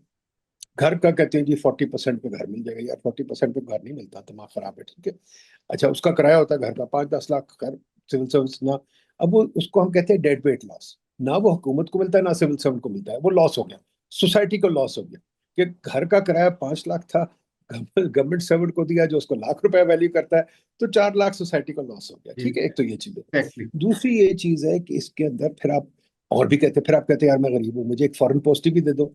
अब जो सिविल सर्विस का करियर है, जो अच्छा क्लेवर सिविल सर्वेंट है, वो पहले आके स्कॉलरशिप लेता है, फिर वो आके यहाँ थोड़ी देर काम करता है, फिर वो फॉरेन पोस्टिंग ढूंढता है, वो WTO वर्ल्ड बैंक ये वो 3-4 साल फॉरेन पोस्टिंग में लगा के आता है। फिर वो कहता है यार यहाँ डिफिट का प्रोजेक्ट, मैं प्रोजेक्ट में घुस जाऊँ। या फिर वो लोन साइन करता है प्रोजेक्ट लेने के लिए, वो लोन खुद साइन कर देता है और कहता है प्रोजेक्ट डायरेक्टर मुझे लगा दो, ठीक है, वहां से पैसे बनाता है। फिर वो करता है अच्छा जी मुझे 10 बोर्ड्स पे भी लगा दो, 10 बोर्ड पे लग जाता है, वहां से पैसे लेता है, ठीक है। फिर वो ये स्पोर्ट्स बोर्ड्स पे भी आ जाता है, वहां से भी पैसे लेता है। तो आपने because of the salary structure हर चीज का बेड़ा गर्क किया। वो जाके एसओई के बोर्ड पे भी बेड़ा गर्क करता है, स्पोर्ट्स बोर्ड पे भी बेड़ा गर्क करता है, वो रेलवे का भी बेड़ा गर्क करता है, कॉन्फ्लिक्ट वो ऑफ इंटरेस्ट आ जाता है ना, कॉन्फ्लिक्ट ऑफ नहीं, हर इंटरेस्ट। जगह कॉन्फ्लिक्ट ऑफ इंटरेस्ट आता है। और फिर कंसेशन ये उसको मिल नहीं रही होती, वो फिर अपने इंटरेस्ट के बिल्कुल, मुताबिक पूरी हाँ। गवर्नेंस को लेके आता तो है। मेरा कहने का ये मतलब है, आप बेहतर ये है आप इनसे ये सब कुछ ले लें और कहें यार तुझे हम तनख्वाह देते हैं 10, सेक्रेटरी को 10 लाख लेती है, ठीक है, और बाकी नीचे लेते हैं जो भी होते हैं, ठीक है। और उसको कहेंगे ये तू काम करके दिखा, तुझे 10 लाख बोनस भी मिलेगा, ताकि वो हर साल बोनस भी ले। मैं कहता हूँ एक सेक्रेटरी को 20 लाख तनख्वाह। अब फॉर एग्जाम्पल एक और भी चीज, एक और भी तमाशा है, आपने इतनी सैलरी स्ट्रक्चर बेड़ा कर की हो, आपको पता ही नहीं। आपको पता है कितने लोग इस वक्त 22 लाख तनख्वाह ले रहे हैं हुकूमत में? सारे मेंबर प्लानिंग कमीशन 22 लाख तनख्वाह ले रहे हैं, 22-25 लाख तनख्वाह। सारे जो इन एजेंसीज में है, ये जो रेगुलेटरी एजेंसी, 25-30 लाख तनख्वाह ले रहे हैं, फिर हाँ, घर लोग भी लेना है, फिर गाड़ी भी लेना है, पे फिर हैं, वगैरह वगैरह चीज, जगहों पे हैं, ठीक और है। MP1 ग्रेड्स भी इन्होंने रखे नहीं, हुए हैं। MP1 तो पीछे रह गया, अब SP1 आ गया है। जी सर। SP एक और ग्रेड है, ठीक है, जो जी। 22-25 लाख तक जाता है। तो आपने सारे सिस्टम तोड़े हुए हैं, सारे सिस्टम तोड़े हुए हैं, बनाने की शौक नहीं है। और ये सब चीज चल रही है because this houses and cars वगैरह। अच्छा, इसके साथ एक और बहुत बड़ा नुकसान है, आप लोग सिर्फ कार घर नहीं ले रहे, यूनिवर्सिटी भी वही तमाशा कर रही है, रेगुलेटरी एजेंसी वही तमाशा कर रही है, जुडिशरी हर वही कोई कर यही रही है, तमाशा कर रहा है। वो तो एक फिर मॉडल के तौर पे लिया जा रहा है। सबका जो नुकसान हो रहा है, सरकार का जो नुकसान हो रहा है और जो टैक्स पेयर का नुकसान हो रहा है, वो तो किसी इवज में नहीं को गिन ही नहीं सकता। मैंने कोशिश की थी जब मैं प्लानिंग कमीशन का था, मैं था, हफीज शेख साहब ने बड़ी कोशिश की, यार हमें बता दो गाड़ियां कितनी है, कोई नहीं बताता था। हमें बता दो घर कितने हैं, कोई नहीं बताता था, ठीक है। तो ये एक इस बिकम अ नेशनल सीक्रेट के घर और गाड़ी कितनी है। आप मुझे बताइए, ये जो घर गाड़ी वाला चक्कर है, लोग सोचते हैं कि सिर्फ लाहौर में नहीं, आपकी हर शहर में एक जीओआर है, यू आर हर शहर में। आप मियाँ सरवोदा वाली चले ले जाएं ले, सर, लुधियाना ले ले, जो भी, दिल्ली हर चले शहर जाएं। में एक जीओआर है। और हर जीओआर अब शहर के अंदर आया हुआ है। जब जीओआर में लाहौर में, मैं जीओआर में रहता था सारी जिंदगी, मैं जब जीओआर में रहता था लाहौर के बाहर था जीओआर, अब जीवर लाहौर के अंदर है। अब तो इसी सर जो तरह अब लाहौर का जियो आ रहा है सर वो डीएचए में चला गया है। डीएचए में बड़े अच्छे घर बन रहे हैं क्योंकि डीएचए की लाइफ जो है वो अब जो जियो आर वन की लाइफ है शायद उससे बेहतर है। सर हम पाकिस्तान नहीं, की पर आई एम सॉरी, अभी भी GOR1 माल रोड के है। उसकी जो कीमत है पर कनाल DHA से मेरे ख्याल 4 गुना ज्यादा है। 4 गुना नहीं नहीं सर वही तो अभी आप कह रहे थे कि अगर एक सेक्रेटरी की 10 लाख सैलरी हो 10 लाख बोनस हो और उसके बाद जियो आर वन का मकान ना हो और वो मकान अगर गवर्नमेंट रेंट आउट भी कर दे तो उसको जाहिर है 15-20 लाख उधर से मिल जाएंगे तो वो 15-20 लाख तो बचत हो सकती है ना एक मकान में एक बिल्कुल सेक्रेटरी सही। को सैलरी दी जा वेल सकती है सर, वो कर सकता है। Well sir. सर इसको थोड़ा सा आगे देखते हैं सर। अब सिविल सर्विसेज में ना सर कुछ पोस्ट ऐसी हैं जहाँ पे 10-15 मिनट से ज्यादा का काम नहीं है। आपने जाना है एक दो साइन करने हैं तो उठ के आ जाना है। और सर कुछ पोस्ट ऐसे हैं क्योंकि कंपटीशन भी है, आप जैसे डिप्टी कमिश्नर की पोस्ट देख लें असिस्टेंट कमिश्नर की पोस्ट देख लें सेक्रेटरीज की पोस्ट देख लें या कुछ ऐसी पोस्ट हैं सर वो 24 घंटे काम करते हैं और फिर वो छुट्टी भी नहीं करते।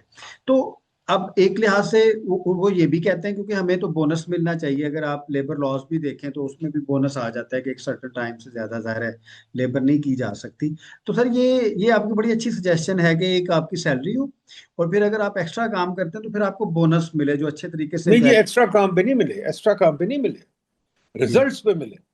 देखें काम करने तो ये जो है ना, देखें एक सेकंड, ये गलत बात है। Agreed agreed agreed. बड़े बड़े लोग हैं जो फाइल होल्ड करके ना और तंग करके एक्स्ट्रा काम करते हैं। वो बंदे नहीं चाहिए हमें, फाइल होल्ड करने वाले को तो सर मैं पीनलाइज करना चाहिए। मैं ठीक है। इंटरनेशनल पर्सपेक्टिव में बात कर रहा था। मुझे नहीं पता था कि पाकिस्तान का पर्सपेक्टिव इंतहाई चेंज है क्योंकि इधर तो आप बैठे रहेंगे सुबह से रात तक फाइल नहीं निकालेंगे। हाँ, फाइलें निकालते हैं। और फिर एक और भी चीज है, सॉरी, एक और भी चीज है। बहुत लोग, जब आपने 5 डे वीक की ना, तो मुझे याद है समय पाकिस्तान में ही था, तो कुछ लोग आए, उन्होंने कहा 5 डे वीक नहीं करनी, 6 डे वीक करनी है। हमने कहा क्यों? उनके यार घर में कुछ करने कोई नहीं, मैं दफ्तर आता हूँ, कम से कम एयर कंडीशन कमरा होता है और वो हाँ वगैरह 5 बंदे वगैरह। होते तो हैं। सर ये मैंने भी एक है। एक दफा वैसे ही पॉडकास्ट में बात की थी वैसे ही मैंने तो तंज किया था अपने लिहाज से लेकिन वो फिर it was well received sir के। अब सेक्रेटरी सर पाकिस्तान में कैसे काम करता है। अब सेक्रेटरी साहब सुबह सुबह उठेंगे बड़ी हिम्मत है वो उठ जाते हैं सर। फिर उनके घर में 2-3 बंदे उसी डिपार्टमेंट के होंगे जो उनका सारा कंपनसेट करेंगे। वो नहाएंगे सर फिर एक बंदा सरकार का ही होगा जो उनको खाना बना के देगा वो नाश्ता करेंगे फिर बाहर आएंगे फिर एक ड्राइवर उनकी खिदमत में होगा। ड्राइवर उनके साथ होगा एक गनमैन होगा। फिर वो सर ट्रैवल करते हुए डिपार्टमेंट में आ जाएंगे। फिर एक बंदा उनका मेन गेट खोलेगा फिर सर एक दूसरा दरवाजा खोलेगा सर। फिर वो सीट के ऊपर आ जाएंगे फिर वो अपने टेबल पे एक बेल बजाएंगे। फिर 2-3 बंदे दौड़ते आएंगे जैसे वो चिराग नहीं था सर वो जिन वाला चिराग वो एक चिराग को दबाते हैं। फिर उन्होंने की बात करनी है फिर वो साथ फोन पे करेंगे। वो फिर 2-3 ऑपरेटर्स बैठे होंगे। सर 20-25 बंदे चाहिए सेक्रेटरी साहब को स्टार्ट होने के लिए। और मजे की बात है सर सेक्टर साहब बाद में फिर भी स्टार्ट नहीं होते। अब आप इसको अगर कंपेयर करें किसी मल्टीनेशनल के या किसी भी एक अच्छी ऑर्गेनाइजेशन के सीईओ से सर वो सुबह खुद उठेगा खुद तैयार होगा खुद गाड़ी चलाएगा खुद आके पार्क करेगा खुद आके अपना दफ्तर खोलेगा खुद आके थोड़ा सा उसको कर देगा और उसका कोई गेस्ट आएगा सर उसको चाय भी पिला देगा खुद करेगा। उसको दूसरा बंदा नहीं चाहिए। और उस पूरे पूरे रूम में एक ही बंदा ऑफिस बॉय होता है जो सबकी सर खिदमत कर रहा होता है। तो सर ये कल्चर का जमीन आसमान का फर्क है सर। देखिए जी, बिल्कुल है, बट आप छोटी सी बात सुनिए कि आपने भी देखा होगा, मैंने कई दफा टीवी पे देखा है कि जब कोई क्राइसिस होता है तो वो प्रेसिडेंट ऑफ द US को लोग, प्रेस वाले खड़े होते हैं इंटरव्यू करने के लिए, और प्रेसिडेंट अपने उसका जो फ्लैट है ऊपर व्हाइट हाउस के, वहां जा रहा होता है। प्रेसिडेंट के नीचे दफ्तर होते हैं, ऊपर फ्लैट होता है। तो जब वो ऊपर जा रहा होता है तो सीढ़ियों पर उसको कई दफा इंटरव्यू करते हैं। हम्म। और आप अगर देखें तो प्रेसिडेंट अपना ब्रीफ केस खुद कैरी कर रहा है, कोई पीछे ब्रीफ केस नहीं कैरी कैरी कर रहा था, उसके साथ बंदे कोई नहीं होते। तो I think we really have to get use to this. जैसे आपने देखा होगा कई दफा आता है प्रेसिडेंट US को हेलीकॉप्टर पे जा रहे हैं, कहीं जा रहे हैं, उसके साथ 10 बंदे नहीं होते, वो अकेला जा रहा होता है। ठीक है। वो आप ट्रंप का भी देखें तो वो अकेला हेलीकॉप्टर पे जा रहा था, 10 बंदे नहीं होते। यहाँ तो आप देखिए कि जितना इंपॉर्टेंट बंदा होता है उसके साथ जितने चमचे हों, उतना अच्छा होता है। बल्कि चमचों के बगैर अगर आप आए तो आपको सीरियसली नहीं लिया जाता। ठीक है। मुझे पता है, मैं जब डिप्टी चीफ प्लानिंग का पूछता, मुझे कई दफा लोग कहते कल्ला आ गया, कितने तेरे चमचे? मैं कि यार, मैं नहीं ये बिलीव करता। ठीक है। तो मैं तो बल्कि कहूँ थे मेरे साथ कोई ना चले, खुदा के वास्ते, मैं एम्बैरस जब मेरे साथ हो जाता है। यहाँ मैंने देखा है ग्रेड 20 के अफसर जब आते हैं कहीं सेमिनार या कॉन्फ्रेंस पे तकरीर करने लगता है, तो एक बंदा साथ आता है फाइल लेके, और फाइल सामने खोल के रखता है रोस्टम पे, और फिर वो तकरीर करते हैं। तो हमारी जो लाड और यशी और लाड साहब के चक्कर है, they are all cultural very stupid. But I think first thing, let's get rid of the civil service, the बरतानवी सिविल सर्विस सिस्टम। पहले डिप्टी कमिश्नर वगैरह खत्म हो गए, ऑब्सोलीट हो गए, सेक्शन ऑफिसर ऑब्सोलीट हो गया। ये डिप्टी, ये जो सारा हमें स्ट्रक्चर रिवाइज करना है। सेक्रेटरी को बेशक सीईओ ऑफ अ डिपार्टमेंट है, उसके नीचे चीफ फाइनेंशियल ऑफिसर हो, उसके नीचे चीफ एडमिनिस्ट्रेटिव ऑफिसर हो, उसके नीचे एचआर वाला बंदा हो, कोई हमें ऐसी चीज बनानी है। प्लस उसके नीचे जो सेक्शन हो, 3 4 सेक्शन, 5 सेक्शन, 10 सेक्शन, उसके अपने अपने सेक्शन चीफ्स हों, और अपने अपने वो उसके नीचे ये बड़ा स्पेशलिस्ट हों। अच्छा मॉडल ठीक सर है, काम करेगा, स्पेशलाइज्ड भी होगा, स्किलफुल भी होगा, एक्सपर्ट भी ये होगा। हमें पुराना नोमेनक्लेचर ही खत्म करना, पुराना नोमेनक्लेचर खत्म करना है, नया नोमेनक्लेचर लाना है। And every department must every year present a performance plan to the cabinet. मैं अगर एनर्जी का हूं तो मुझे परफॉर्मेंस प्लान देना है कि मैं क्या 5 साल का दें, 1 साल का दें, 3 साल का, वो बना है स्ट्रक्चर।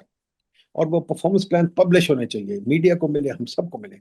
और वो परफॉर्मेंस प्लान हर साल इवेल्युएट होने चाहिए बाय, जैसे पीआईडी है ऐसे थिंक टैंक्स इवेल्युएट करें, थिंक टैंक या यूनिवर्सिटी इवेल्युएट करें, और वो और सर इवेल्युएशन के ऊपर उनको बोनसेस मिले। हाँ, ये जो सेंट्रलाइज्ड या जनरलाइज्ड केटर्स हैं, इनको हम ऑर्गेनाइजेशन को दें और ऑर्गेनाइजेशन की हद तक उसको सर नहीं, फिर एक ऑटोनॉमी। और चीज है ना, एक और चीज है सर, देखें तारिक साहब, सिस्टम बनाना होता है ना, तो you have to have checks and balances. ठीक है, जरूरी नहीं कि गुबार से checks and balance. For example मुझे बताइए, आप परफॉर्मेंस रिपोर्ट्स बनवाएं से, ठीक है, ये परफॉर्मेंस है, यूनिवर्सिटी को कहें ऑडिट करें, यूनिवर्सिटी को काम मिले, वो कहें वो आके ऑडिट करें कि भाई ये क्या है, या थिंक टैंक्स वगैरह ये चीजें ऑडिट करेंगे जी। अच्छा, इवन जुडिशरी के लिए they should be judicial law, LUMS का जो लॉ डिपार्टमेंट है, ये जो भी लॉ डिपार्टमेंट, उनको कहें जुडिशरी को ऑडिट करें, बताएं कि जजमेंट्स कैसी थी, उनमें क्या जजमेंटल खामी, क्या स्टैंडर्ड्स क्या अच्छी। हैं जी। अगर हम ऐसे चेक्स एंड बैलेंसेस का सिस्टम बनाए, ठीक है, तो हमें पता चल सकता है, और एक दूसरे का डर होगा, एक दूसरे की इज्जत भी होगी। ये नहीं कि अभी जो प्रिंसिपल अकाउंटिंग सबको नहीं, प्रिंसिपल अकाउंटिंग ऑफिसर को भी पता होना चाहिए कि उसकी भी कोई इवेल्युएशन कर रहा है, वो अकेला नहीं है। और ये कहना कि ऑडिट डिपार्टमेंट इवेल्युएट करेगा, मैं तो ऑडिट डिपार्टमेंट देख चुका हूँ।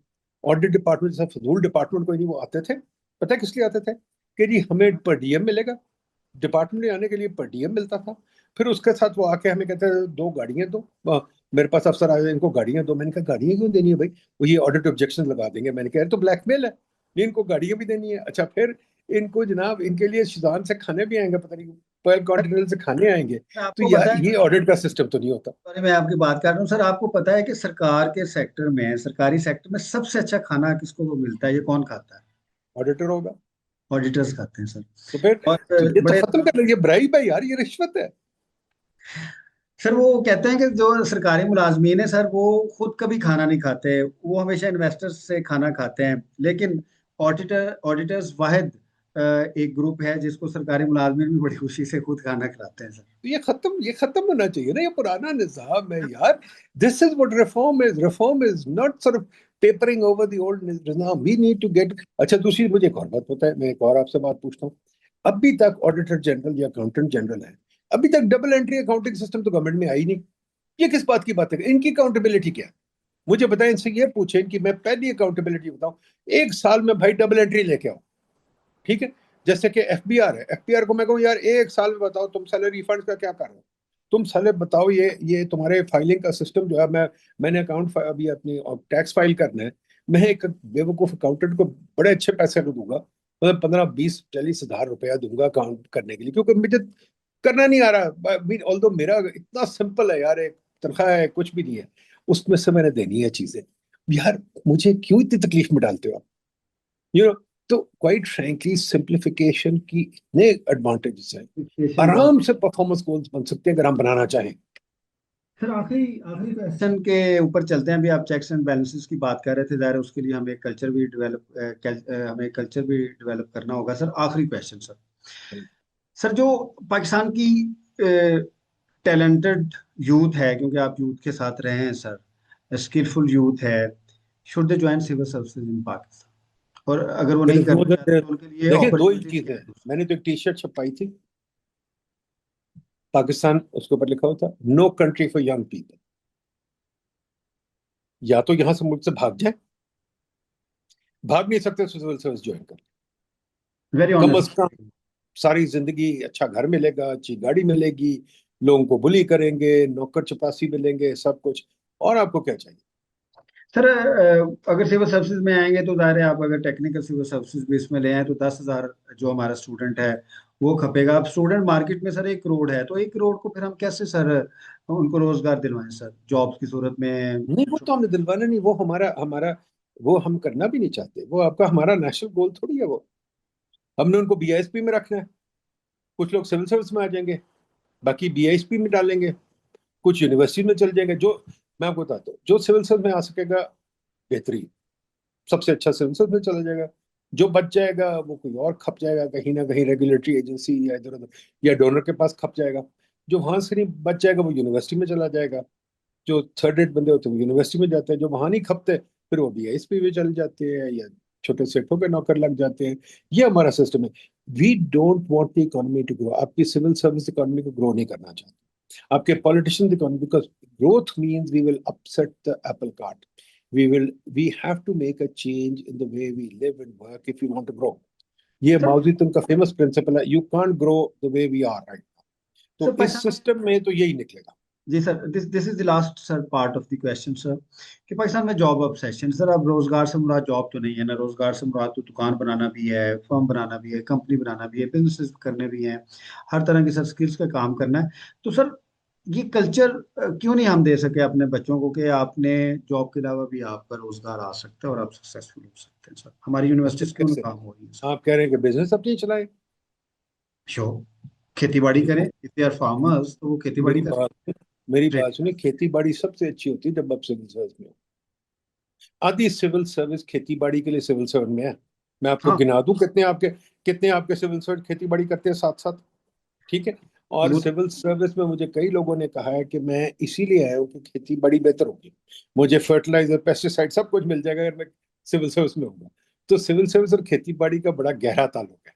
नंबर दो, खुदा के वास्ते बताइए, एक बिजनेस आप शुरू करेंगे तो सिविल सर्विस आपको इतना तंग करेगी, इतना तंग करेगी, आप बिजनेस तो कर ही सकते। फॉर एग्जाम्पल, खोखे लगाए सिविल सर्विस मारती है, दुकान शुरू करें सिविल सर्विस मारती है। तो खुदा के वास्ते बेचारे बच्चे रो पड़ते हैं। आपकी परमिशनों का निजाम, मैंने पूरी किताबें इस पे 3 लिखी हुई हैं जो स्लज है। आपका एनओसी, पता नहीं सिविल सर्विस एनओसी क्या होता है, आपके एफिडेविट, आपका टेस्टेशन, आपका स्टैंप पेपर, ये सारी गोरे की इजादात है इसलिए कि कहीं काला आदमी कुछ बना ना जाए।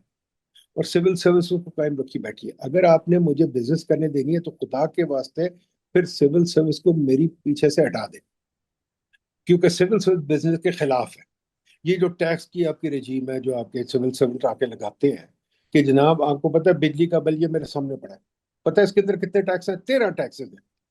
ये बिजली का बिल यहाँ पड़ा है, अभी आज ही आया है। इसके अंदर क्या है जी? देखें, सर देर इज इसमें a further tax, there is a बिजली का भी further tax. Tax, further tax के ऊपर अदर टैक्स, अदर। यार ये कौन, मतलब मुझे प्लीज कोई और मुल्क दिखा दें जहाँ ये होता है। ठीक। और ये अगर सिविल सर्विस का प्रोडक्ट है, फिर मुझे कहते हैं आईएमएफ ने किया, मैं बिल्कुल नहीं मानता। मैं 30 साल आईएमएफ में काम किया। आईएमएफ के साथ नेगोशिएट करना पड़ता है। आईएमएफ भी तंग आई हुई हमारी सिविल सर्विस को, कहते हैं काम ये करते नहीं है। आ जाते हैं वाशिंगटन बातें करने के लिए। बताएं आप करना क्या चाहते हैं? आपका आपका मुल्क है, आप पॉलिसी बनाए, आपको बनानी नहीं आती तो वो बेचारे क्या करें?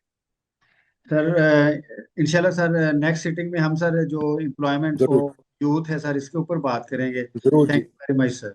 तारिक आज साहब, great pleasure. Keep up the good work. MashaAllah, you're doing excellent work with your think tank, your magazine, and your YouTube. I'm most impressed. Thank you. Sir बहुत शुक्रिया आपका। नाजरीन, आज हमने बात की सिविल सर्विस रिफॉर्म्स के ऊपर। इंशाल्लाह हम बाकी रिफॉर्म्स के पैकेजेस के ऊपर भी सर डॉक्टर नदीम उल हक साहब से बात करते रहेंगे। आपको बहुत शुक्रिया। अगर आपको हमारा चैनल अच्छा लगे इसको जरूर सब्सक्राइब कीजिएगा। अल्लाह हाफिज।